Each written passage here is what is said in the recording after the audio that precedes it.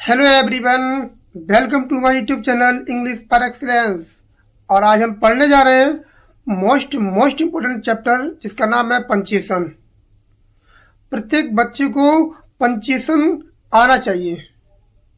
Punctuation के बारे में पता होना चाहिए, कहाँ पर इसका यूज होता है। अगर आपको पंचुएशन नहीं आता है तो आप बहुत ज़्यादा गलतियाँ करेंगे। आप लेटर राइटिंग करते हैं, स्टोरी राइटिंग करते हैं, कुछ भी करते हैं, लेकिन आपको पंचुएशन का आना बहुत ज़रूरी है। तो आज हम इसको डिटेल में, कंप्लीट डिटेल चैप्टर है, एक एक रूल को डिटेल में पढ़ेंगे और जितने भी पंचुएशन मार्क होते हैं उसको हम पढ़ेंगे। पिछली बार 2016 की टीजीटी के पेपर में स्पेशली इसी चैप्टर से कम 10 क्वेश्चन पूछे गए थे डेफिनेशन के रूप में। तो आज हमने PYQ भी कलेक्ट किया है और एक एक पंचुएशन मार्क को डिटेल में पढ़ेंगे। तो बस आप शुरू से लेकर एंड तक बने रहें। और मैं दावा करता हूं कि अगर आप इस वीडियो को पूरा देख लेते हैं तो आपका कोई भी क्वेश्चन पंचुएशन से गलत नहीं होगा। तो स्टार्ट करते हैं। तो पहले पढ़ते हैं डेफिनेशन। और जो दिया है डेफिनेशन, इसकी एग्जाम में पेपर में पूछ लेता है कि इसकी करेक्ट स्पेलिंग क्या है। तो इसको एक बार देख लें। Punctuation derived from the Latin punctum. ये इसका क्या लैटिन वर्जन है। ये जो लिया गया है इसका मतलब होता है अ पॉइंट। इसका मतलब होता है एक पॉइंट होता है। इसको ध्यान से देख लें, ये कहाँ से लिया गया है? लैटिन से लिया गया है। Is the system of mark on symbols in writing. क्या होता है? मार्क होता है, सिंबल होता है इन राइटिंग में। That helps separate sentences. Sentence को अलग करने में ये हमारी बहुत ज्यादा सहायता करता है। क्लियरिफाई मीनिंग, मतलब अगर पंचुएशन नहीं लगा पाते हैं तो आपकी जो सेंटेंस में मीनिंग है आप उसको स्पष्ट नहीं कर पाएंगे। रुको मत जाने दो। तो ये आपको देख रहे हैं, पंचुएशन का ही बहुत बड़ा खेल होता है कि ये कॉमा कहीं भी लगाने से उसका अर्थ स्पष्ट नहीं हो पाता है कि कहना क्या चाहता है स्पीकर। तो कह रहा है कि and indicate pause tone emphasise. क्या करता है? पॉज देता है, टोन देता है और एम्फसाइज करता है। It makes written in language clear, accurate and effective. जो लैंग्वेज होती है उसको क्लियर कर देता है, एकदम एक्यूरेट कर देता है एंड इफेक्टिव बना देता है। अगर आपकी पंचुएशन में गलती है तो आप कितना भी अच्छा लिख लें, आपकी गलती ही माना जाएगा। ब्राह्म चिन्ह हिंदी में बोलते हैं पंचुएशन को। वह चिन्ह या चिन्हों की प्रणाली है जिनका प्रयोग लेखन में वाक्यों को अलग करने, अर्थ स्पष्ट करने तथा रुकने, ठहरने, भाव बल को व्यक्त करने के लिए किया जाता है। ये लिखित भाषा को स्पष्ट, शुद्ध और प्रभावी बनाता है। कितने टाइप के पंक्चुएशन मार्क्स होते हैं ग्रामर में? All punctuation marks in English grammar. तो कौन कौन से होते हैं? जो मेन होते हैं। कोर का मतलब क्या है? मेन, जो मुख्यतः सेंटेंस में आते हैं। आपको किसी न किसी सेंटेंस में ये वाले पंक्चुएशन मार्क देखने को मिल जाएंगे। तो कौन कौन से हैं? फुल स्टॉप, पहला दिया है फुल स्टॉप, इसको क्या बोलते हैं? पीरियड बोलते हैं। एंड्स अ स्टेटमेंट, इसका क्या मतलब है? जो स्टेटमेंट वाले सेंटेंस होते हैं, असर्टिव सेंटेंस होते हैं, डिक्लेरेटिव सेंटेंस होते हैं, उनके जो अंत में सेंटेंस फुल स्टॉप आता है उसी को क्या बोलते हैं? फुल स्टॉप बोला जाता है। अंत में जो पॉइंट आता है, बिंदी आती है, इसी को फुल स्टॉप या पीरियड बोला जाता है। दूसरा दिया है आपका कॉमा। कॉमा क्या होता है? मैंने एक एक जो कॉमा है, कॉलन है, सेमीकोलन है, सबको ब्रैकेट में डाल दिया है। सेपरेट्स आइटम्स, क्या करता है कॉमा? सेपरेट आइटम को करता है। क्लॉजेज होती हैं और एड्स अ पॉज, ये क्या देता है? पॉज देता है। आपको रोकने के लिए विराम देता है। सेमीकोलन, सेमीकोलन को चिन्ह देख ले कैसा होता है इसका। सेपरेट्स रिलेटेड इंडिपेंडेंट क्लाउज, अलग कर देता है इंडिपेंडेंट क्लाउज के लिए। और कॉम्प्लेक्स लिस्ट होती है, जो लिस्ट होती है उसको भी क्या कर देता है, अलग कर देता है। कॉलन क्या होता है, इंट्रोड्यूस लिस्ट, जो लिस्ट होती है उसको इंट्रोड्यूस कराता है, एक्सप्लेनेशन देता है और कोटेशन देता है। कोटेशन में इसका यूज किया जाता है। क्वेश्चन मार्क क्या होता है, जो एंड अ डायरेक्ट क्वेश्चन, जो यस या नो वाले क्वेश्चन होते हैं, और जो क्लोज एंडेड और ओपन एंडेड जो कुछ होते हैं क्वेश्चन, जहाँ क्वेश्चन करते हैं उनमें क्या आता है, क्वेश्चन मार्क का प्रयोग किया जाता है। नेक्स्ट आपका दिया है एक्सक्लेमेशन मार्क। एक्सक्लेमेशन मार्क जो होता है वो उल्टी आई होती है, उल्टी आई। इसको ध्यान से देख लें। सोच स्ट्रॉन्ग इमोशंस और कमांड, एकदम स्ट्रॉन्ग इमोशन जहां आते हैं तो वहां क्या आता है, एक्सक्लेमेशन मार्क का प्रयोग किया जाता है। और दिया है जैसे अपस्ट्रॉफीज, कोटेशन मार्क, ये भी क्या होते हैं, तुम्हारे पंक्चुएशन मार्क होते हैं। अगला आपका दे रहा है अपस्ट्रॉफी, जो ऊपर लगाई जाती है, ऐसी वाला अपस्ट्रॉफी जो होती है ऊपर लगाई जाती है। सोच पोजीशन, जो पोजीशन दिखाती है, अधिकार दिखाती है, और कंट्रैक्शन फॉर्म दिखाती है। जैसे मैं लिखना चाहूं आई एम, तो मैं इसको लिख सकता हूं आई एम, ये क्या है, कंट्रैक्शन फॉर्म को भी दिखाती है। फिर आता है सिंगल कोटेशंस, जो सिंगल कोटेशंस होते हैं, कोटेशन मार्क होते हैं, उनको ऐसे इंडिकेट किया जाता है, इस तरह से मार्क किया जाता है। Used for quotation inside quotations, quotation के अंदर कोटेशन जो प्रयोग किए जाते हैं वो सिंगल कोटेशन का प्रयोग किया जाता है। पहले आपका डबल आएगा, उसके बाद सिंगल आएगा।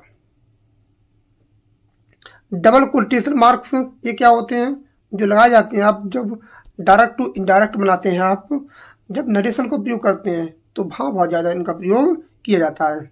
जैसे ये वाली, ऐसी वाली, ये क्या होते हैं, डबल कोटेशन मार्क होते हैं। Used for direct speech, quotations और टाइटल, जहाँ टाइटल का प्रयोग करते हो, कोटेशन का प्रयोग करते हो, और डायरेक्ट स्पीच जो होती है नरेशन में, वहाँ भी इनका प्रयोग किया जाता है। नेक्स्ट के कौन कौन से होते हैं, नेक्स्ट है आपके डैशेस, हाइपन्स, जो डैश होती है, हाइपन होती हैं, इनका भी बहुत ज़्यादा प्रयोग किया जाता है। जैसे हाइपन जो होता है वो छोटा होता है, और डैश क्या होता है, थोड़ा बड़ा होता है, उसका जो है वो थोड़ा बड़ा होता है। देखो हाइपन क्या करता है, जॉइंस वर्ड्स, शब्दों को जोड़ता है। जैसे जो कंपाउंड नाउन होते हैं, compound noun, mother in law, sister in law, ये क्या होते हैं, इनको जोड़ने का काम करता है। जैसे बेल नॉन, इंपॉर्टेंट शब्द है बेल नॉन। और जो इनके भी प्रकार होते हैं, जो डैश होते हैं इनका भी प्रकार होता है। जैसे डैश छोटी वाली होती है, बड़ी वाली भी डैश होती है। जैसे इंडिकेट करती है रेंज को। जैसे जो रेंज होती है यहाँ से लेके यहाँ तक, जैसे 2025 से लेकर 2026, आपने देखा होगा लिखा हुआ ऐसे, तो ऐसे भी इनको लिखा जाता है। जैसे दिया है डैश दिया दूसरा वाला जो बड़ा होता है थोड़ा, सोज इंटरप्शंस, मतलब अचानक से क्या आता है, इंटरप्शन आता है, अचानक से सडन चेंज आता है। एम्फसाइज करता है, ब्रेक इन द थॉट, शब्दों को क्या करता है, ब्रेक कर देता है। फिर आती है ब्रेकेट्स, जो आपकी ब्रेकेट्स होती हैं वो भी हमने लिया है। अभी तो हम इंट्रोडक्शन दे रहे हैं इनका, अब इनको डिटेल में पढ़ेंगे, एक एक शब्द को, एक एक पंक्चुएशन मार्क को हम डिटेल में पढ़ेंगे आगे। बस मैं बता रहा हूँ कौन कौन से कैसे कैसे होते हैं और इनके कौन कौन से इंडिकेट मार्क्स होते हैं। इनको ध्यान से देख लीजिए, लगा हुआ ब्रैकेट में ये लगते हैं, ये वाले इनके नाम होते हैं, नाम पता नहीं होता है लेकिन आप इनका यूज करते हो। पैरेंथेसिस, ये क्या होता है, जो ब्रैकेट होती है ये वाली, ये होती है तुम्हारी पैरेंथेसिस। जैसे दिया है इसमें, ऐड एक्स्ट्रा इंफॉर्मेशन और क्लैरिफिकेशन, ये क्या करती है, ऐड करती है आपकी एक्स्ट्रा इंफॉर्मेशन को।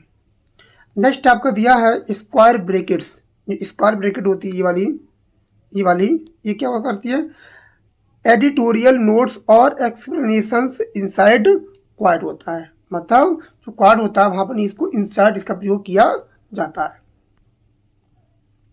अगला आपका दिया है कर्ली ब्रैकेट्स, जिसका दूसरा नाम भी दिया है इसमें। जो कर्ली ब्रैकेट होती है आपने देखा होगा, इनका प्रयोग ऐसे किया जाता है। तो ये क्या होती है, कर्ली ब्रैकेट का प्रयोग किया जाता है। ये क्या होता है, जो रेयर होती है इन इंग्लिश राइटिंग में, इनका बहुत ही ज़्यादा रेयर होता है यूज इन मैथ और प्रोग्रामिंग। जो प्रोग्रामिंग होता है और मैथ होती है वहाँ इनका प्रयोग किया जाता है। नेक्स्ट आपका दिया है एंगल ब्रैकेट्स, ये क्या होती है, रेयर इन फॉर्मल इंग्लिश, इनका बहुत ज़्यादा रेयर प्रयोग किया जाता है। यूज इन टेक्निकल राइटिंग, जैसे यूआरएल होता है उसका प्रयोग किया जाता है। जो हमारे मैन है वो कौन कौन से हैं, जो मैन दिया ये वाला कोर पंक्चुएशन वाले, ये क्या है तुम्हारे मैन है। इसके बाद ये वाली ये पूछे जाते हैं, पेपर में खूब पूछे जाते हैं वाले। और आपके ये दिया है ये डैशेस हाइपन वाला, ये भी आपके पूछ जाते हैं। कभी कभी ब्रैकेट भी पूछ लेता है, कौन सी ब्रैकेट कहाँ लगती है और कौन सी ब्रैकेट क्या इंडिकेट करती है, ये भी पूछ लिया जाता है। ये क्या ये दिए हैं आपके, जो पूछ लिए जाते हैं, लेकिन जो नीचे वाले हैं ये ज़्यादा नहीं पूछे जाते पेपर में। फिर आप आता है एलिप्सिस, एलिप्सिस होता है, स्लैश होता है, ये क्या होता है, ये भी पूछा जाता है। एलिप्सिस ये क्या होता है, तीन बिंदी होती हैं, ये तीन डॉट होती हैं, तीन डॉट जो बताती हैं कि यहाँ पर क्या है, कुछ लिखने को रह गया है, जब ओमिशन किया है, डिलीट कर दिया गया है उसको। जैसे सोज, ओमिशन, पॉज और सस्पेंस, सस्पेंस क्रिएट करती है। स्लैश क्या होता है, स्लैश जो होती है जैसे हम लगा देते ये वाला क्या होता है, स्लैश होती है। जैसे इंडिकेट्स अल्टरनेटिव एंड और ये क्या जो दिया है, जो एंड और को। फ्रैक्शंस जैसे 3/4, ये क्या है तुम्हारी, ये तुम्हारी स्लैश है। और इंटरनेट एड्रेस, जो इंटरनेट के एड्रेस होते हैं जैसे HTTP, तो वहाँ क्या लगता है आपका, स्लैश का प्रयोग किया जाता है। आगे आपके दिए हैं लेसर नॉन पंक्चुएशन मार्क्स, इनका प्रयोग बहुत ज़्यादा कम किया जाता है। लेकिन ये कैरेट था, ये वाला जो 19 वाला, ये वाला TGT 2016 के पेपर में इसकी डेफिनेशन पूछी गई थी। कैरेट जो लगाया जाता है ऊपर से ऐसे ये लगाया जाता है, जहाँ पर बताता है कि यहाँ कुछ छूट गया है और हम चल लगा देते हैं कि यहाँ ऊपर जाके लिख देते हैं ऐसे। जैसे क्या दिखाता है, प्रूफ रीडिंग होता है, सिंबल टू शो इंसर्टस में दिखाता है और बताता है कि यहाँ कुछ छूट गया है, इसको आप इंसर्ट कर दीजिए। और ये थोड़े लेस इंपोर्टेंट हैं, आप बस इनको देख लीजिए, ये पेपर में ज़्यादा नहीं पूछे जाते हैं। आगे पढ़ते हैं हम, जो मेजर पंक्चुएशन मार्क्स हैं उनको हम डिटेल में पढ़ेंगे। अब यहाँ से हमारा शुरू होता है डिटेल चैप्टर। अब आता है पहले नंबर पर फुल स्टॉप। तो फुल स्टॉप को कहाँ का प्रयोग कर सकते हैं, जिसका दूसरा नाम होता है पीरियड। और ये लगता है दिल लगा, ये क्या है तुम्हारा, ऐसे लगाई जाती है। तो कहाँ इसका यूज होता है, और सबसे ज़्यादा यूज फुल स्टॉप का होता है। जैसे the full stop represents the greatest pause, सबसे बड़ा पॉज होता है। सेपरेशन जो अलग कर देता है किसी चीज़ को। It is use to mark at the end of the declarative, जो डिक्लेरेटिव वाक्य होते हैं, जैसे असर्टिव वाक्य होते हैं, जैसे सी इज अ गर्ल। जो असर्टिव वाक्य होते हैं या डिक्लेरेटिव वाक्य होते हैं तो उनमें कहा आता है, वाक्य के अंत में आता है। बिना फुल स्टॉप के आपका सेंटेंस कंप्लीट हो ही नहीं सकता। जब तक आप फुल स्टॉप नहीं लगाएंगे आपका सेंटेंस इनकरेक्ट माना जाएगा। जो डिक्लेरेटिव सेंटेंस होते हैं और इम्परेटिव सेंटेंसेस होते हैं, जैसे open the door, open the door. तो ये लग रहा है बिंदी, ये फुल स्टॉप लग रहा है लास्ट में, ये तुम्हारा क्या है, फुल स्टॉप या पीरियड है। तो इसको ध्यान रखें, ये बाकी के अंत में आता है। और कहाँ कहाँ आ सकता है, जैसे दिया है, एग्जाम्पल दिया है, dear, patient, gentle, noble, Nell, was dead, ये दिया लास्ट में, ये तुम्हारा क्या दिया है, फुल स्टॉप का प्रयोग किया गया है। पर इतना ध्यान रखें कि डिक्लेरेटिव वाक्य होते हैं, सेंटेंस होते हैं, और इम्परेटिव वाक्य होते हैं। जो डिक्लेरेटिव वाक्य होते हैं, सेंटेंस होते हैं, उनको क्या बोला जाता है, स्टेटिव, जो स्टेट वाले सवाल होते हैं, स्टेटमेंट वाले सवाल होते हैं वो, और आपके असर्टिव वाक्य होते हैं जो एक ही होते हैं। असर्टिव बोल लो, डिक्लेरेटिव बोल लो, या स्टेटमेंट बोल लो, ये तीनों क्या होते हैं, एक ही होते हैं। इनके ये शुरू होते हैं सब्जेक्ट से और खत्म होते हैं फुल स्टॉप से। और इंपरेटिव वाक्य क्या होते हैं, एम्बिग्यूअस फॉर्म से शुरू होते हैं और फुल स्टॉप में खत्म हो जाते हैं। आगे आप देख सकते हैं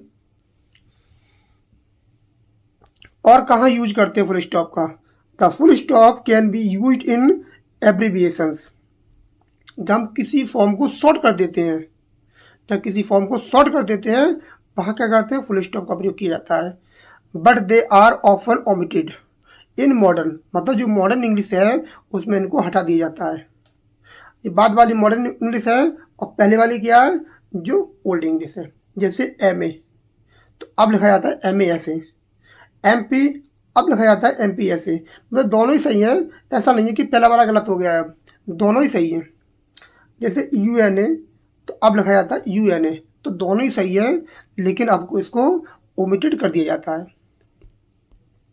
नोट, नोट क्या लिखा है इसका, डेट, डेट इन करंट इंग्लिश मिस्टर और Mrs occur without a full stop, जो मिस्टर है और मिसेस है, अब बिना फुल स्टॉप के इनका प्रयोग किया जाता है। As these have some to be regarded as a full spelling, तो इनका प्रयोग बिना इसके फुल स्टॉप के किया जाता है। अब आता है दूसरा कॉमा। कॉमा क्या होता है, और कॉमा का बहुत बड़ा यूज होता है और पेपर में अक्सर इससे पूछे जाते हैं। कॉमा का बहुत ज़्यादा यूज होता है सेंटेंसों में, तो देखते हैं कहाँ का इसका यूज होता है। पहला सा दिया है, the comma represents the short pause, short pause होता है, छोटा पॉज होता है, and it is used to separate series of words in the same constructions, to separate a series of words in the same construction, एक जैसी शब्दावली बनी हुई है तो उसको अलग कर देता है। आप एक जैसी, मतलब एक जैसे वर्ड को, कंस्ट्रक्शन को आप जो करते हो, जैसे देश के नाम, गांव के नाम, किसी व्यक्ति वस्तु के नाम, तो उनको हम कॉमा के द्वारा अलग कर देते हैं। जैसे हमने एग्जाम्पल लिए हैं, एग्जाम्पल देखते हैं, जैसे इंग्लैंड, फ्रांस एंड इटली, जो इंग्लैंड को फ्रांस से अलग कर रहा है तो कौन कर रहा है, कॉमा कर रहा है। और ध्यान रखें एंड से पहले कोई कॉमा का प्रयोग नहीं किया जाता है। जो एंड होती है, आप चाहो तो इसके आगे लगाना चाहो तो यहाँ नहीं लगता है। ये जब कोई सेंटेंस, जब कोई फ्रेज बड़ी होती है, लॉन्ग होती है, तो वहाँ इसका यूज कर सकते हैं। लेकिन शॉर्ट फ्रेज है तो, या शब्द है, वर्ड है, तो वहाँ हम एंड से पहले कॉमा का प्रयोग नहीं करेंगे। तो England, France and Italy formed an alliance, तो यहाँ क्या आएगा, कॉमा का प्रयोग किया जाएगा। जैसे he lost lands, money, reputation and friends, उसने सब कुछ खो दिया, धन, जमीन, इज्जत और मित्रों को खो दिया। तो ये फ्रेज है, वर्ड्स हैं, उनके कंस्ट्रक्शन को क्या कर रहा है, सेपरेट कर रहा है, कौन, कॉमा। तो जो दिया, लेकिन एंड से पहले कॉमा का प्रयोग नहीं किया जाएगा। आगे देखते हैं, इट वाज अ लॉन्ग, डल और वेरी सम जर्नी, ये क्या है, एडजेक्टिव को अलग कर रहा है, नाउन को अलग कर रहा है, तो ये क्या है, एडजेक्टिव है। इनको ये क्या है, कैसे हो रहे हैं, ये आपके एट्रीब्यूटिवली यूज हो रहे हैं। जो एडजेक्टिव है एट्रीब्यूटिवली यूज हो रहे हैं। He wrote his experience neatly, quickly and correctly. ये भी क्या है? एडजेक्टिव है, सॉरी ये एडवर्ब है। क्या है? नीटली, क्विकली और करेक्टली। जो एडवर्ब है वो भी क्या हो रहा है? वो किसको क्वालिफाई कर रहा है? रॉट को। कैसे लिखता है? नीटली, क्विकली और करेक्टली, मतलब साफ सुथरा, तेजी से और एकदम करेक्टली, बिल्कुल उसमें कोई गलती नहीं होती है। तो जहाँ क्या है? एडवर्ब है, एडजेक्टिव है, यहाँ क्या है? नाउन है, और यहाँ भी क्या है? नाउन है और प्रॉपर नाउन है। तो इनको क्या कर रहा है? अलग कर रहा है। जब एक जैसे शब्द कंस्ट्रक्शन के शब्द आ जाते हैं तो उनको हम कॉमा के द्वारा अलग करते हैं। उम्मीद करता हूँ आप समझ गए होंगे। Next, note. नोट क्या दिया है? A comma is generally not placed before the word precede by end। भाई मैं आपको बता रहा था कि हम कॉमा का प्रयोग कभी भी एंड से पहले नहीं करते हैं। आप इसको नोट डाउन कर लीजिए, कॉमा का प्रयोग एंड से पहले नहीं करते हैं। नेक्स्ट आपको दिया है, नेक्स्ट कह रहा है कि to separate each pair of words correct by and. जो एंड से जुड़े शब्द होते हैं उनको भी हम कॉमा के द्वारा अलग कर देते हैं। जैसे ये क्या है? आपकी हेडिंग है, इसको नोट कर सकते हैं आप। जैसे एग्जाम्पल दिया है, be should be debate and humble, devout and humble. Be should be devout and humble, cheerful and serene. ये क्या कर रहा है? दो फ्रेज को क्या कर रहा है? कॉमा के द्वारा अलग किया जा रहा है। तो फ्रेज है उनको भी कॉमा के द्वारा प्रयोग किया जाए। जो कनेक्ट हुए, जो एंड है वो क्या है? कनेक्टर है। दो वर्ड को, दो फ्रेज को, दो सेंटेंस को जोड़ने का काम करता है हमारा एंड, जो क्या होता है? कनेक्टर होता है, कंजक्शन होता है। जैसे high and low, comma, rich and poor, comma, और वाइज एंड फुलिश, कॉमा, और मस्ट ऑल डाई। चाहे वो ऊंचा हो, नीचा हो, अमीर हो, गरीब हो, बुद्धिमान हो या मूर्ख हो, सभी एक दिन मरेंगे जरूर। सभी क्या हो जाएंगे? सभी मरेंगे एक दिन, कोई नहीं बचेगा यहाँ। तो ये क्या है? फ्रेज को क्या कर रहा है? अलग कर रहा है। हमारी हेडिंग थी to separate each pair of words connected by and. जो एंड से जुड़ी हुए होते हैं, जो क्या होती है? फ्रेज होती है, वर्ड होते हैं, पेयर ऑफ वर्ड्स होते हैं, वो कॉमा से अलग कर दिया जाता है। नेक्स्ट, और कहाँ प्रयोग होता है कॉमा का? कॉमा का बहुत ज्यादा यूज होता है इंग्लिश ग्रामर में। After a nominative absolute. ये क्या होता है? नॉमिनेटिव एब्सोल्यूट क्या होती है? जैसे किसी चीज को हम दर्शाने के लिए, किसी की जो क्वालिटी है उसको अलग करने के लिए क्या करते हैं? कॉमा का प्रयोग करते हैं। जैसे देखो, this done, she returned to the old man with a lovely smile on her face। This done, ये क्या है? तुम्हारा नॉमिनेट एब्सोल्यूट का प्रयोग किया गया है। जैसे the wind being favourable, the squadron sailed. अगला दिया है जो कॉमा का प्रयोग हो रहा है, ये देख सकते हैं आप, कॉमा का प्रयोग किया है। ये क्या है? नॉमिनेट एब्सोल्यूट है। और क्या कर सकते हैं? द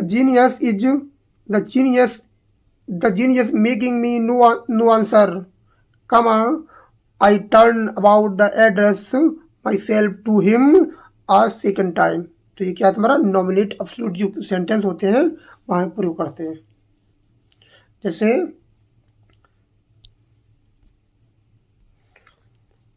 तो आप इसको ध्यान रखें कि जो नॉमिनेट एब्सोल्यूट होते हैं वहां कॉमा का प्रयोग किया जाता है। और देखो कहाँ होता है इनका प्रयोग? To mark off a noun और फ्रेज इन एपोजिशन। ये क्या होता है? To mark off a noun और फ्रेज इन एपोजिशन। जो अपोजिशन वाले सेंटेंस होते हैं वहां भी इनका प्रयोग किया जाता है। जैसे पाउल। पाउल क्या है? जो पाउल है किसी व्यक्ति वस्तु का नाम है, तो यह कॉमा का प्रयोग किया जा रहा है। इसकी जो क्वालिटी है उसको कॉमा से अलग किया जा रहा है। जैसे कालिदास कौन है? कालिदास जो है वो भारत के कौन है? शेक्सपियर है। तो उनकी क्वालिटी ऐड कर दी, उसके बाद वो क्या है? वो संस्कृत के कवि है। तो ये क्या है? आपकी किसी के गुणों को दर्शाया जाता है।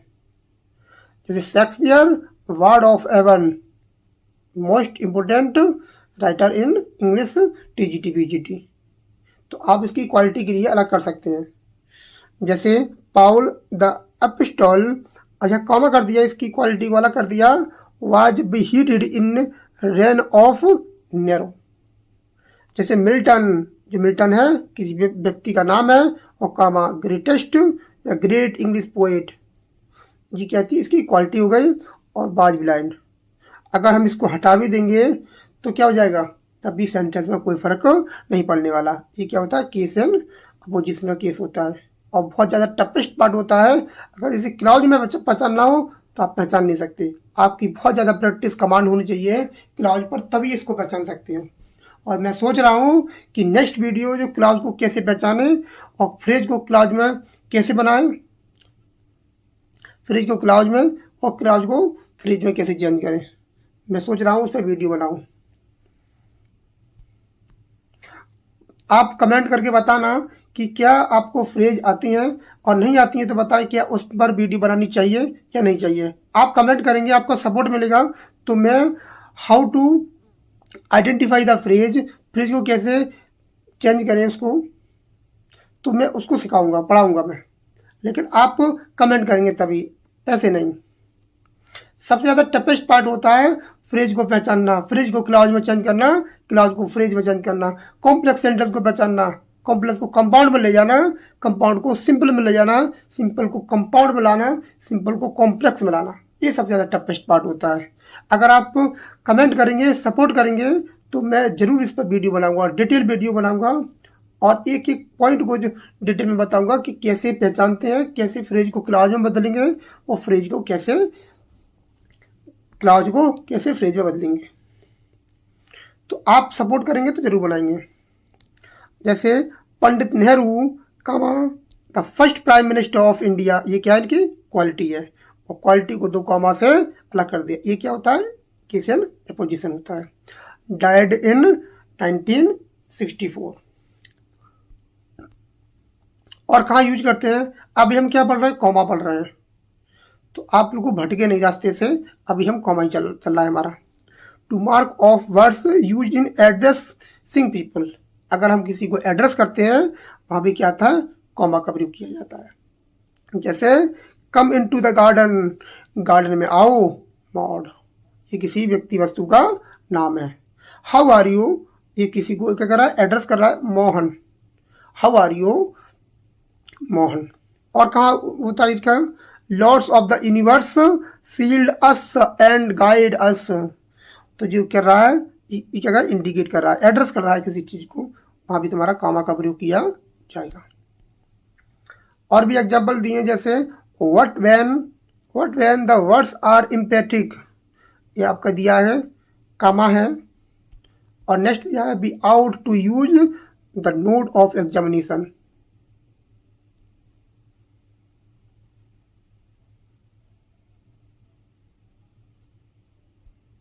ये आपका नोट है, इसको ध्यान से देख ले, ये आपका नोट है, इसको नोट कर ले, नोट है ये, नोट डाउन कर ले इसको, ये आपकी हेडिंग है, नोट डाउन कर लें।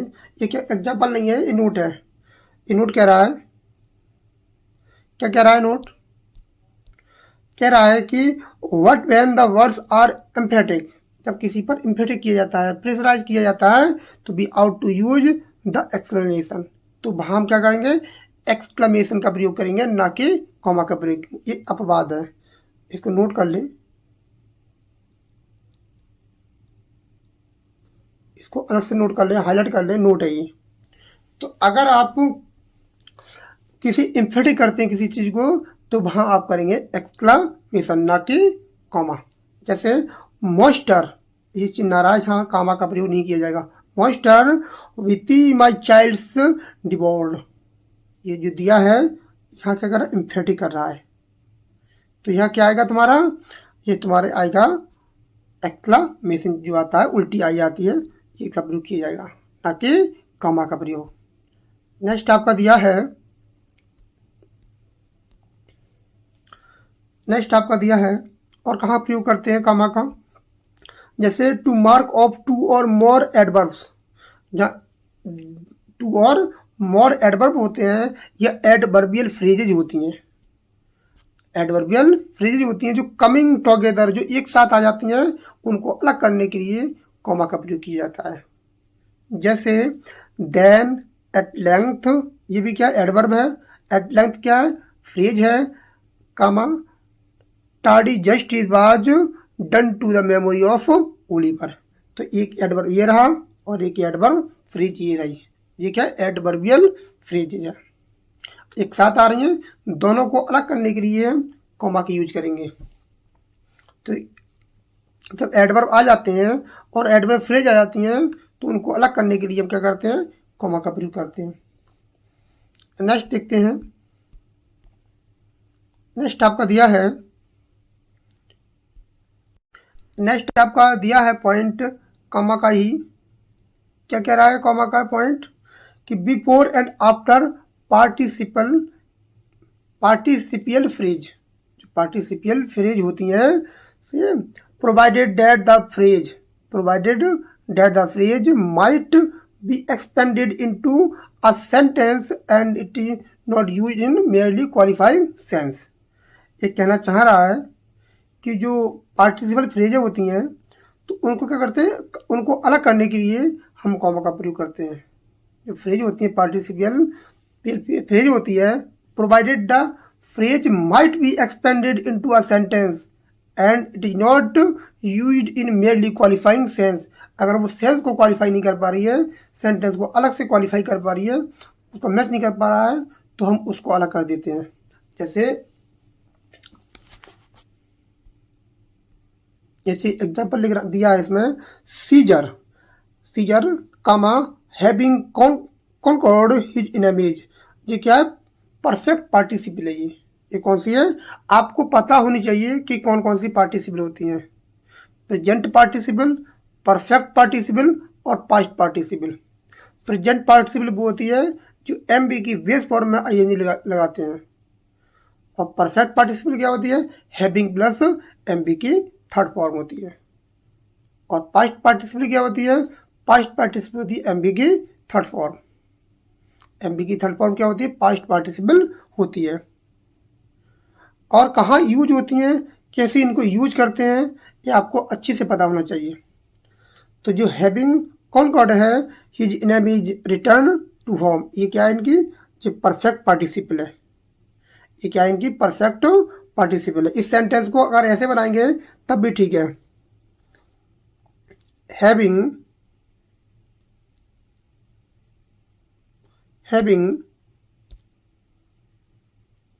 इसमें इस क्लाउड इस फ्रेज को पूरा निकाल लेंगे। Having conquered his enemies Caesar return to home, तो ऐसे आपका सही हो जाएगा। तो ये क्या है तुम्हारा, अगर पार्टिसिपियल फ्रेज आती है, पार्टिसिपल आती है, तो जो आएगा तो वो क्या आएगा, इसको अलग कर सकते हैं कॉमा के द्वारा।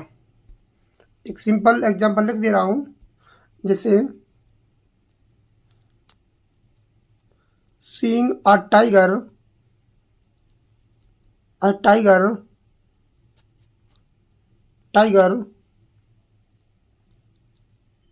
राम रैन अवे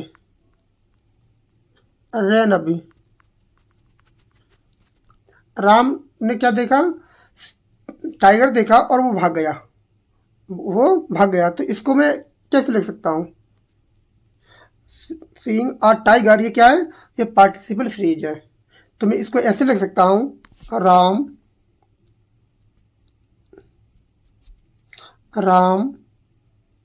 कामा, अब यही तो कामा लगाना है, ठीक है। राम सीइंग अ टाइगर, अ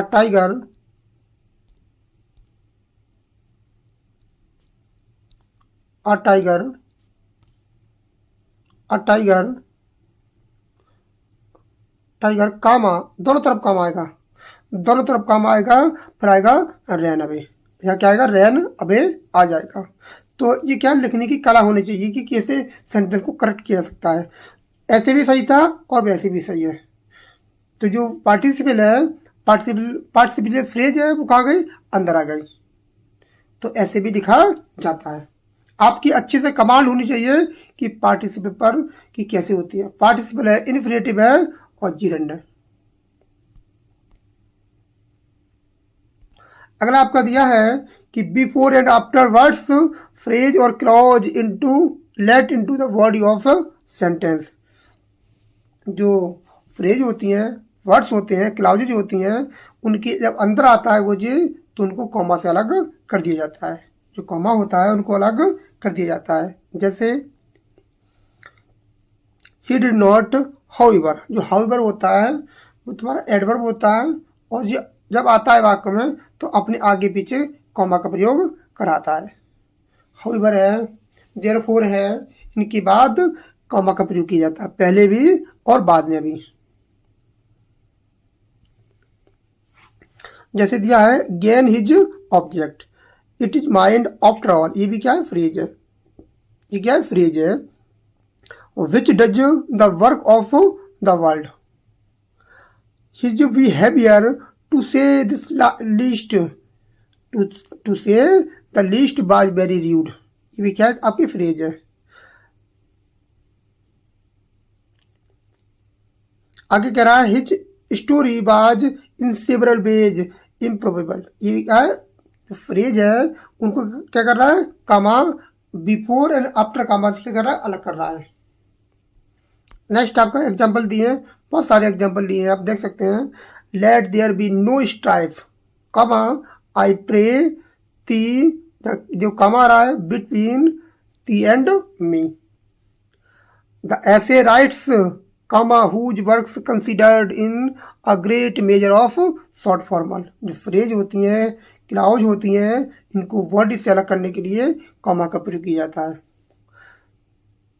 आप देख सकते हैं बहुत सारे एग्जाम्पल दिए हैं, आप इनको पढ़ सकते हैं।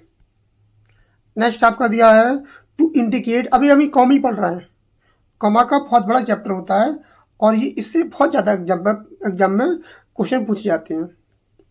To indicate the omission of word, अब हम किसी चीज़ को क्या करना है, हटाना है, डिलीट करना है, ओमिशन करना है, तो वहाँ कॉमा का प्रयोग किया जाता है, स्पेशली ऑफ वर्ब। इसको नोट कर लें, जब हम वर्ब को अंडरस्टूड करना होता है, छिपा देना होता है, ओमिशन कर देना होता है, तो वहाँ क्या करते हैं, कॉमा का प्रयोग करते हैं।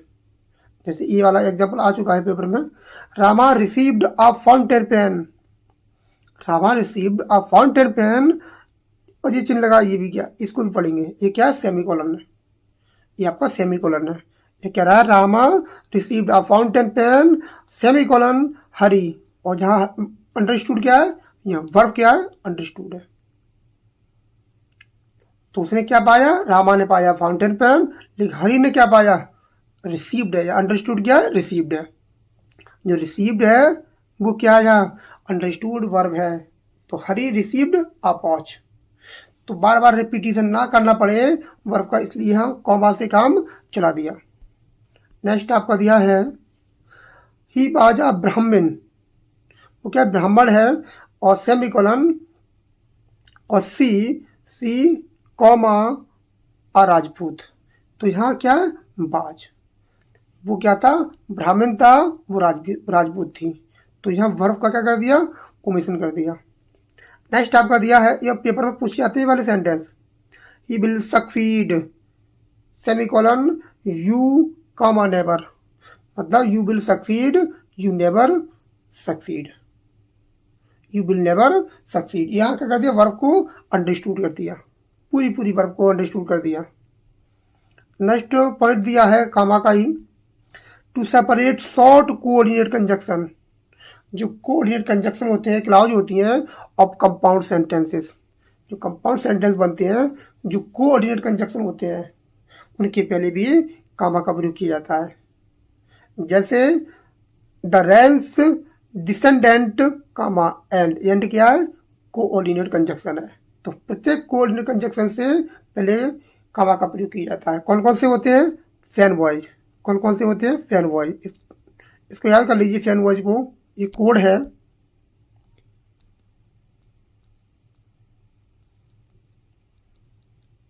Fan wise. जो फैन वॉइज होता है, ये कोड होता है कोऑर्डिनेट कंजक्शन का। जैसे एफ से फॉर, ए से एंड, एन से नॉर, बी से बट, ओ से और वाई से यट, और एस से सो। इसको याद कर लीजिए, जो कोड होता है फैन वॉइज। नेक्स्ट एग्जाम्पल दिया है, man when may come and man may go. लोग आए, मनुष्य आए, लोग आए और लोग गए, but I go on forever. जो दिया है कामा, ये क्या है, बट जो दिया है वो कंस्ट्रक्शन वाला क्या है, कंजक्शन है। और कौन सा है, कोऑर्डिनेट कंजक्शन है। आई कैम कॉमा आई सा कॉमा आई कॉन्कॉर्ड, ये आपके क्या है, एक कंपाउंड सेंटेंस है। ये कंपाउंड सेंटेंस का एग्जांपल है। The way was long comma the wind was cold, ये भी क्या है आपका कामा का प्रयोग किया जा रहा है। और ये क्या है, कंपाउंड सेंटेंस है। इस बात को भी ध्यान रखें, ये क्या है, कंपाउंड सेंटेंस है। और यहाँ अंडरस्टूड क्या है, एंड है। The minstrel was infirm and old,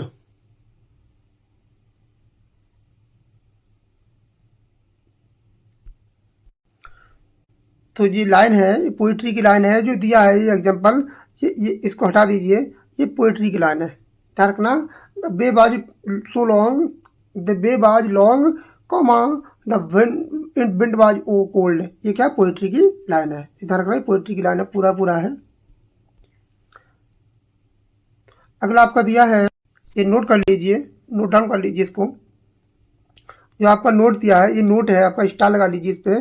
कह रहा है when there is a conjunction, when there is a conjunction the comma is sometimes omitted. कभी कभी ऐसा होता है कि कंजक्शन दिया जाता है, उस कॉमा को ओमिटेड कर दिया जाता है, हटा दिया जाता है, फिर भी वाक्य सही होता है। जैसे ही कैम एंड सामी, अगर इसे कॉमा लगा देते तब भी सही था, और नहीं लगाया तब भी वाक्य सही है। ये क्या है, अपवाद में आ जाता है। आगे आपका दिया है, अभी कॉमा पढ़ रहे हैं, अभी कॉमा का बहुत बड़ा होता है, अभी तो बाकी सब बच्चे ही हैं। नेक्स्ट आपका दिया है to mark off a direct quotation, जो डायरेक्ट टू इनडायरेक्ट होते हैं, जो नरेशन होता है, जहाँ एग्जैक्ट कोटेशन आती है तो उससे पहले कॉमा का प्रयोग किया जाता है। जैसे to mark off a direct quotation from the rest of the sentence, जो डायरेक्ट कोटेशन होती है उसके बाद क्या आता है, उसके पहले और उसकी जो बात पहले आती है तब भी क्या आता है, रिपोर्टिंग वर्ब पहले आती है और रिपोर्टेड स्पीच बाद में आती है। तो रिपोर्टिंग वर्ब को रिपोर्टेड स्पीच से अलग करने के लिए कॉमा का प्रयोग किया जाता है। अगर रिपोर्टिंग वर्ब बाद में आती है और रिपोर्टेड स्पीच पहले आती है तब भी उससे पहले कॉमा का प्रयोग किया जाता है। जैसे एग्जाम्पल दिया है एग्जैक्टली सो, ये क्या है आपकी, ये आपकी रिपोर्टेड स्पीच है। और रिपोर्टेड स्पीच से पहले क्या है, ये देखो, ये क्या आपका कॉमा दिया है। सेड अलाइज, ये आपकी क्या है, रिपोर्टिंग वर्ब है। अगर ऐसे दिया होता, इसी बातों को पलट देते हैं, अगर ऐसे होता Alice, Alice, Alice sad, sad, फिर भी आपका क्या था, कॉमा का प्रयोग किया जाता। तब यहाँ क्या आते, इन्वर्टेड कॉमा आते, और यहाँ आप दो कॉमा के बीच में, इनकी इन्वर्टेड कॉमा के बीच में इन सेंटेंस को, इन एग्जैक्ट वर्ड को लिख सकते हैं, लेकिन यहाँ क्या आएगा, कॉमा का प्रयोग किया जाएगा। और भी एग्जांपल दिया है, जैसे ही सेड टू हिज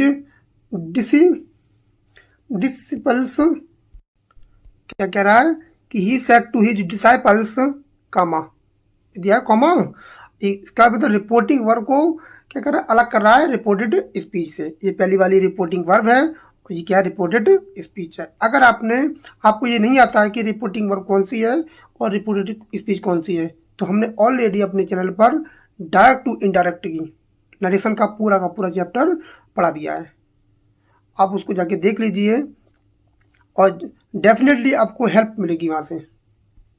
तो ये क्या है, आपकी रिपोर्टिंग वर्ब और रिपोर्टेड स्पीच। तो रिपोर्टेड स्पीच को और रिपोर्टिंग वर्ब को जो अलग कर रहा है वो आपको कॉमा कर रहा है। अगर ये रिपोर्टिंग वर्ब बाद में जाती है और रिपोर्टेड स्पीच पहले आती है तब भी वहाँ कॉमा आएगा। लेकिन अगर वाक्य कैसा है, इंट्रोगेटिव या इंट्रोगेटिव वर्ड है, तब वहाँ ऐसी कंडीशन में कॉमा नहीं आता है, जब रिपोर्टिंग वर्ब बाद में आती है और रिपोर्टेड स्पीच पहले आती है। मैंने क्या कहा कि अगर कोई सेंटेंस जो डायरेक्ट स्पीच है वो इंट्रोगेटिव में, उसका वाक्य इंट्रोगेटिव या इंट्रोगेटिव वर्ड में है और वो क्या आती है, पहले आती है रिपोर्टेड स्पीच, और वाक्य कैसा इंट्रोगेटिव या इंट्रोगेटिव वर्ड है। और रिपोर्टिंग वर्ब बाद में आती है तो वहां हम कॉमा का प्रयोग नहीं करते हैं। जैसे जैसे मैंने लिखा who are you, who are you. अब मैं क्या करूंगा, इसको बंद कर दूंगा, इसको बंद कर दूंगा। Sad Ram, sad Ram. तो यहाँ हम अब कॉमा का प्रयोग नहीं करेंगे। अगर वाक्य ऐसा होता, वाक्य असर्टिव होता, तो हम डेफिनेटली यहाँ कॉमा का प्रयोग करते हैं। तो एक वाक्य ऐसा इंट्रोगेटिव है तो ये वाक्य हो जाएगा, गलत हो जाएगा। अगर आप कॉमा का प्रयोग करते हैं और जो इंट्रोगेटिव वर्क्स है उसका प्रयोग हुआ है तो वहां कॉमा का प्रयोग नहीं किया जाएगा। इस बात का भी ध्यान रखें। जैसे एग्जाम्पल दूसरा दिया है, गो देन, ये क्या है, रिपोर्टेड स्पीच है और यहाँ कॉमा का प्रयोग किया जाएगा, फिर ये बंद हो जाएगी। जो इन्वर्टेड कामा है इनका भी यूज पढ़ेंगे, ये भी क्या आते हैं, पंक्चुएशन में ही आते हैं ये। तो कामा आ रहा है, सैड आंट, सैड आंट, फिर कामा आएगा, इधर भी कामा, इधर भी कामा। जो रिपोर्टिंग वर्ब है वो कहाँ गई, बीच में आ गया। जो आपकी रिपोर्टिंग वर्ब है वो बीच में आ गए और इसके आगे पीछे क्या है, रिपोर्टेड स्पीच है, एग्जैक्ट वर्ड है यहाँ। तो देखो यहाँ भी काम आएगा, यहाँ भी काम आएगा। एंड डांस विंटर, अभी तो आपकी क्या है, ये दे रहा है आपके कॉमा का प्रयोग किया जाएगा। आगे आपका दे रहा है बिफोर सर्टेन कोऑर्डिनेटिव कंजक्शन। कुछ डेफिनेटली क्या होते हैं आपके कंजक्शन होते हैं, उनसे पहले क्या आता है वहां पे, टू एक्ट दस इज नॉट विजडम वर्टफुली। तो यहाँ आपको कॉमा का प्रयोग जरूर करना पड़ेगा अगर आप कोऑर्डिनेट कंजक्शन दिखा रहे हैं। ये दोनों क्या है, जब विजडम भी नाउन है और फुली भी क्या है, नाउन है। तो दो नाउन को अलग कर रहा है कंजक्शन से। तो ये नाउन है, बट जो कंजक्शन है कौन सा है, कोऑर्डिनेटिव कंजक्शन है। इसको ध्यान रखें, ये कोऑर्डिनेटिव कंजक्शन है जो क्या कर रहा है, एक सर्टेन वर्ड को अलग कर रहा है किससे, दूसरे वर्ड से। तो ये आपका कोऑर्डिनेटिव कंजक्शन है। अगला आपका दिया है to separate from the verb. क्या कर रहा है, to separate from the verb a long subject opening sentence, opening a sentence. जब आपका जो सेंटेंस होता है उसका जो सब्जेक्ट होता है बहुत बड़ा होता है, जो सब्जेक्ट होता है बहुत बड़ा होता है, लॉन्ग होता है, तब हम वर्ब को वहां से अलग कर देते हैं। तो वर्ब से पहले कॉमा का प्रयोग किया जाता है। जैसे the injustice of the sentence pronounced upon that great scientist and discover. अब देखो ये सब्जेक्ट बहुत बड़ा लॉन्ग है, अब यहाँ से लेके यहाँ तक ये सब्जेक्ट है, तो हम ऐसी कंडीशन जब आती है तो वह क्या कर देंगे, अलग कर देंगे कॉमा से। तो is now evident to us all, आपको क्या हो जाएगा, कॉमा का प्रयोग किया जाएगा। जब लॉन्ग सब्जेक्ट होता है तो उसको हम वर्ब से पहले कॉमा का प्रयोग करते हैं, तब वर्ब से पहले कॉमा का प्रयोग किया जाता है। अगला और दिया है सेंटेंस, जैसे नेक्स्ट एग्जांपल और दिया है, all that be admired, all that be admired and adored before as a great and magnificent. तो ये क्या, यहाँ से लेके यहाँ तक आपका क्या है, पूरा का पूरा सब्जेक्ट है किसका, इज का। और ये क्या कर रहा है, पूरे को अलग कर रहा है। तो आपका जो पार्ट है वो अलग कर रहा है। जो लॉन्ग सब्जेक्ट होता है वो बहुत बड़ा सब्जेक्ट होता है, तो क्या करते हैं, तो हम वर्ब से पहले कॉमा का प्रयोग करते हैं। नेक्स्ट दिया है, अभी हम कॉमा ही पढ़ रहे हैं, ध्यान रखें, अभी हम कॉमा पढ़ रहे हैं। कॉमा जो है मोस्ट इम्पोर्टेंट टॉपिक है। ये जो कॉमा आता है बहुत ज़्यादा पूछा जाता है कॉमे से। आप पेपर उठा के देख लीजिए, टीजीटी का 2016 वाला, उसमें कितने क्वेश्चन पंक्चुएशन से आए हैं। आप उठा के देख लीजिए एलटी ग्रेड 2018 का पेपर कि कितने क्वेश्चन पंक्चुएशन से आए हैं। अगर आपको विश्वास नहीं हो रहा है तो पेपर उठा के देख लीजिए, PYQ दिए होंगे आपको, मिल जाएंगे आपको कितने क्वेश्चन आपके पंक्चुएशन से आए हैं। नेक्स्ट आपका दे रहा है, to separate a noun clause. जो नाउन क्लाउज होती है, सब्जेक्ट और object preceding the verb.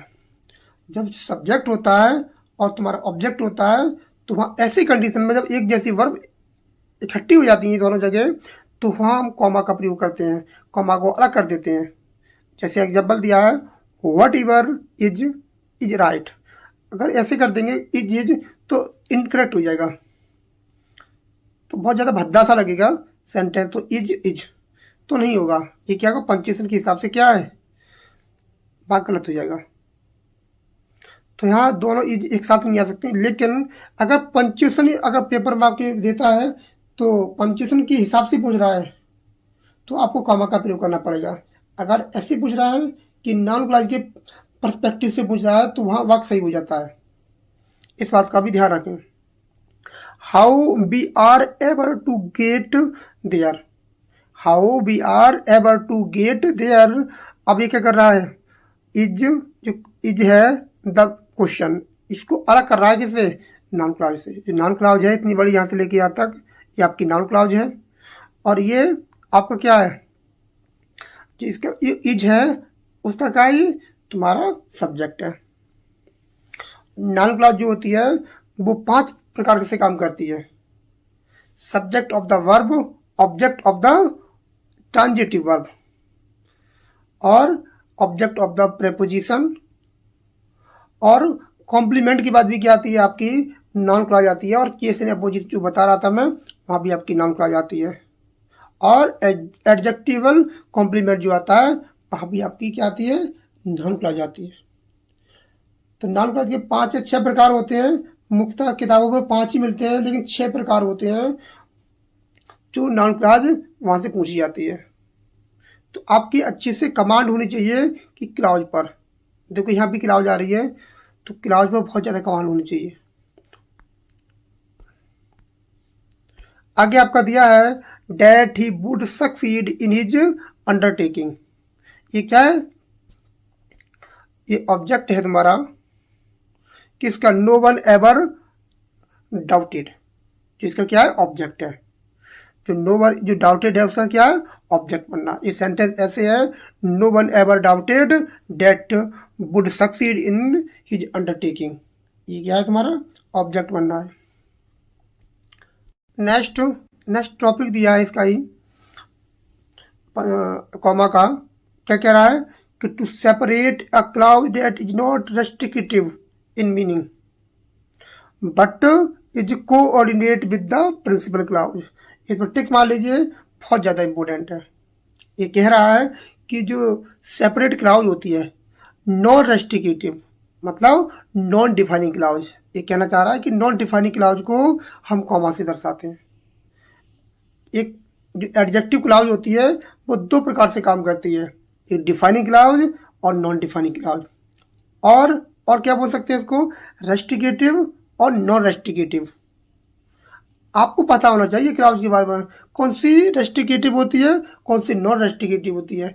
Non restrictive क्या बोलते हैं, नॉन डिफाइनिंग क्लाउज बोलते हैं, और रेस्ट्रिक्टिव क्या बोलते हैं, डिफाइनिंग क्लाउज बोलते हैं।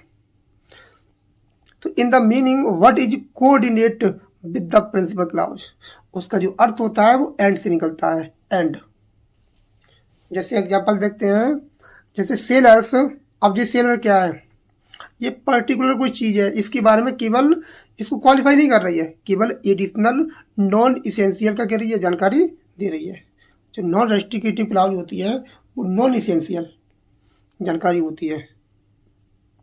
देखो, who are generally superstitious say it is unlikely to embark on a Friday. ये क्या है तुम्हारे, यहाँ से लेके यहाँ तक जो कॉमा, ये वाला कॉमा दिया है और ये वाला कॉमा दिया है, ये नॉन रेस्ट्रिक्टिव क्लाउज को अलग कर रहा है।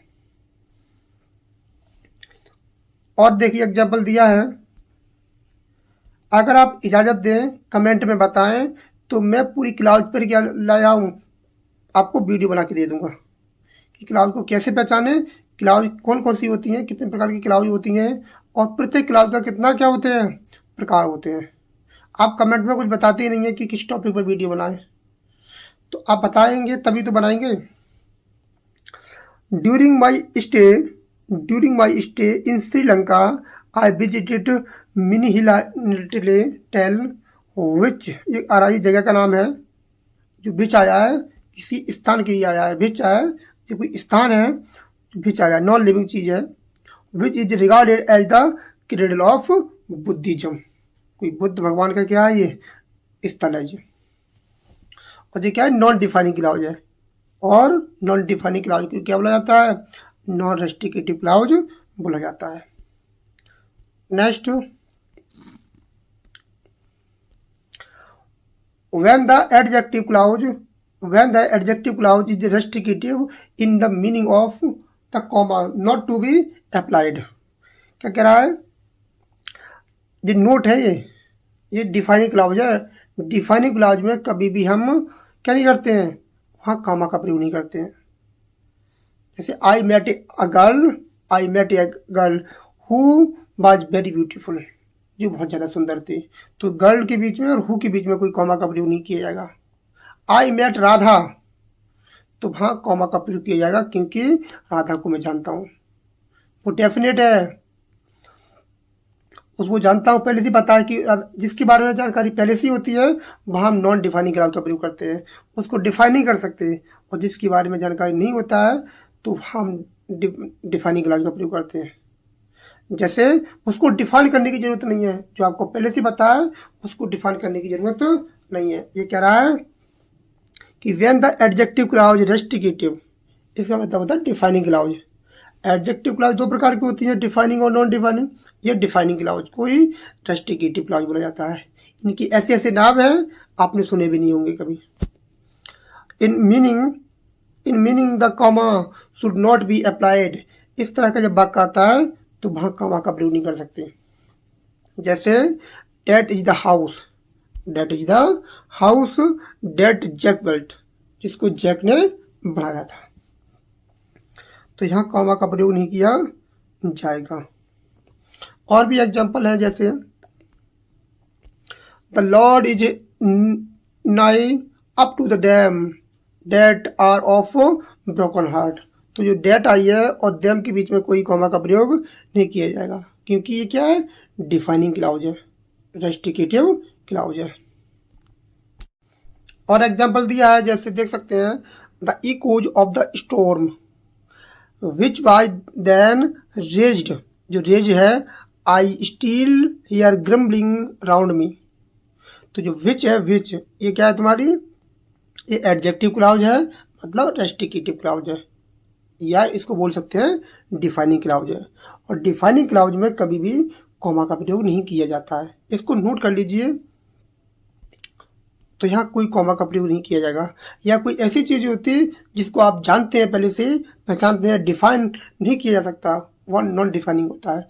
जैसे सूर्य, चंद्रमा, या आपके पेरेंट्स जो होते हैं, माता पिता, पापा होते हैं, तो हाँ आप डिफाइनिंग क्लाउज नहीं कर सकते। इसका मतलब होता है कि एक से ज़्यादा लोग, अगर यहाँ कॉमा लगा दोगे, जिस सूर्य की बात कर रहा है कोई, सूर्य के बाद कोई कॉमा लगा के नहीं लगाओगे कॉमा, तो इसका मतलब है दुनिया में बहुत सारे सूर्य हैं जिनके बारे में तुम जानते हो। या आपके पापा के बारे में बात कर रहा है कोई, तो आप समझ जाना कि वहाँ कॉमा का प्रयोग जरूर किया जाएगा क्योंकि पापा एक ही हैं। तो पापा एक से ज़्यादा होंगे तो वहाँ हम कॉमा का प्रयोग नहीं करेंगे, और कॉमा का प्रयोग करेंगे तो मतलब एक ही पापा है। ये एग्जाम्पल आपको पढ़ना पड़ेगा, इसकी मेहनत करनी पड़ेगी आपको। तो अगर आप चाहें तो बता सकते हैं कमेंट में कि अगर आप चाहें कि जो क्लाउज है, क्लाउज उस पर वीडियो बनाई जाए और डिटेल में वीडियो बनाई जाए, तो मैं उस पर बना दूंगा। अगला एग्जाम्पल दिया है, जैसे the design was disapproved by everyone who judgement was entitled to respect. जो हुज है, ये क्या जेनेटिव केस है, क्या जेनेटिव केस है। जेनेटिव केस क्या होता है, जो क्या अधिकार दिखा रहा है उसका। तो यहाँ क्या है, हु बिल्कुल ठीक है। आगे आपका दिया है, अभी हम क्या पढ़ रहे हैं, कॉमा ही पढ़ रहे हैं। आपको याद दिला देता हूं, अभी हम कॉमा का ही टाइप पढ़ रहे हैं, कॉमा का बहुत बड़ा यूज है। अगला आपका दिया है, to separate an adverbial clause from its principal clause. इसका मतलब है कि जब प्रिंसिपल क्लाउज पहले आती है, और जो एडवर्बियल क्लाउज है वो बाद में आती है, मतलब जो मेन क्लाउज या प्रिंसिपल क्लाउज पहले आएगी और एडवर्बियल क्लाउज बाद में आएगी, तब कोई कॉमा का प्रयोग नहीं किया जाएगा। अगर जो एडवर्बियल क्लाउज बाद में आती है और प्रिंसिपल क्लाउज पहले आती है तो कोई कॉमा का प्रयोग नहीं किया जाएगा। लेकिन इसका उलट दो, अगर जो एडवर्बियल क्लाउज है वो पहले आती है और प्रिंसिपल क्लाउज या मेन क्लाउज बाद में आती है, तो वहाँ हम कॉमा का प्रयोग करेंगे। जैसे एग्जाम्पल दिया है, when I was a bachelor, मैं कौन हूँ? बैचलर हूँ। तो कॉमा, ये क्या है तुम्हारी, जो पहले आपको दिया है वो क्या है तुम्हारी? सबऑर्डिनेट क्लाउज है। सबऑर्डिनेट क्लाउज है या इसी क्या एडवर्बियल क्लाउज है। तो I lived my self, I lived my self, ये क्या है तुम्हारी? प्रिंसिपल क्लाउज है या बोल सकते हो मेन क्लाउज है। यहाँ आप लोग क्या है? इंडिपेंडेंट क्लाउज है। इसके बहुत सारे नाम होते हैं, आप किसी नाम से बोल सकते हो। Independent clause, principal clause, main clause. आगे आपका दिया है, if thou would stay wouldst be happy, ये आपकी क्या है? सबऑर्डिनेट क्लाउज है। और सिक टू प्लीज, ये क्या है तुम्हारी? ये प्रिंसिपल क्लाउज है। तो प्रिंसिपल क्लाउज बाद में आएगी तो कॉमा का प्रयोग किया जाएगा। नेक्स्ट कह रहा है अपवाद भी होता है इसमें। भाई मैं बता रहा था, वही दिया है इसमें कि when the adverbial clause follow the principal clause the comma is frequently omitted. एक भाई मैं बता रहा था, अगर प्रिंसिपल क्लाउज पहले आएगी और एडवर्बियल क्लाउज बाद में आएगी, तब कोई भी कॉमा का प्रयोग नहीं किया जाएगा। जैसे seek to please if thou wouldst be happy, तो वहाँ कोई कॉमा का प्रयोग नहीं किया जाएगा। अभी हमारा बहुत कुछ बचा है, दो ही हो पाए हैं, तो पूरा का पूरा बचा है। आप देख सकते हैं पूरा का बचा है। इसको हम नेक्स्ट पार्ट में पढ़ेंगे। आज वीडियो बहुत ज़्यादा लंबी हो रही है, इसको नेक्स्ट पार्ट में पढ़ेंगे विद 100 प्रैक्टिस क्वेश्चन के साथ हम पढ़ेंगे। तो आप बताएं कि अगर इसका पार्ट नंबर 2 बनना चाहिए या नहीं बनना चाहिए। अगर आपको समझ में आ रहा है तो इसका मैं पार्ट 2 बना दूंगा। अच्छा रेस्पॉन्स करेंगे, कमेंट करके जरूर बताना कि अगर आपको इसका पार्ट 2 चाहिए तो कमेंट जरूर करना, तभी पार्ट 2 बनाएंगे। अगर नहीं करेंगे तो पार्ट 2 नहीं बनाएंगे। तो आज वीडियो यहीं ख़त्म करते हैं। आप देख सकते हैं इसमें कितना मटेरियल है और किस बहुत ही बेहतरीन तरीके से इसको तैयार किया गया है। आप देख सकते हैं बहुत ही ज़्यादा खूबसूरत तरीके से। तो आप ज़रूर बताना कि कमेंट में। अगर आपने हमारे चैनल पर नए हैं तो चैनल को सब्सक्राइब कर लें, लाइक कर दिया करें कभी कभी, और कमेंट भी कर दिया करें। तो मिलते हैं कल, या तो आप पार्ट 2 चाहते तो कमेंट करें, नहीं चाहते तो नए टॉपिक पर आएंगे। तो thanks a lot for watching this video. Thank you.